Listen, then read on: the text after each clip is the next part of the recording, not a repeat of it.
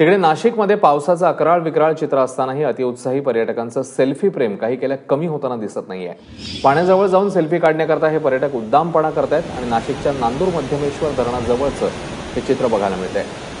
पाण्याचा जोरदार प्रवाह आपण बघू शकतो आणि त्याच वेळी या ठिकाणी अतिउत्साही पर्यटक जे इकडे फिरायला आलेले होते, इतका मोठा फ्लो असताना पाण्याचा देखील फोटो काढण्याचा आणि स्टंट करण्याचा मोह या पर्यटकांना आवरला नाही।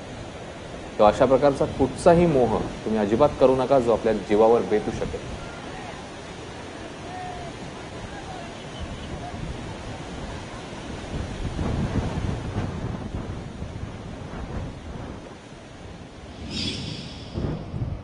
जिल्ह्यात 2 ते 3 दिवसापासून जोरदार पाऊस पडतो आहे।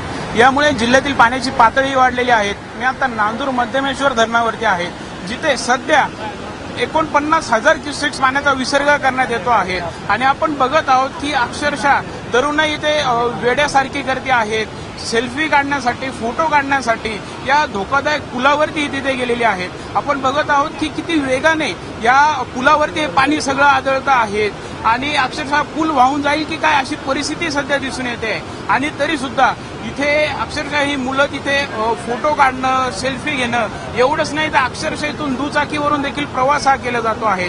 आणि एवढं भयानक चित्र हे दिसत असताना एक सुद्धा प्रशासनाचा इथे अधिकारी असो किंवा पोलीस हा दिसून येत नाहीये। आज रविवार आहे, सुट्टीचे दिवस आहेत, लोक मोठ्या प्रमाणावरती इथे फिरायला आलेली आहेत। एक पर्यटन स्थळ म्हणून नांदूर मध्यमेश्वर खरे प्रसिद्ध आहे, मात्र तरी देखील ही सर्व परिस्थिती दिसायला मिळते आहे। आपण तिकडे बघितलं तर अक्षरशः मुलं ही पाण्यामध्ये चाललेली आहेत। इथंच राहतो, जलद महाराष्ट्राच्या नकाशावर नांदूर मध्यमेश्वर अभयारण्य झळकत आहे, पण इथं शासनाचा एकही कर्मचारी उपलब्ध नाहीये।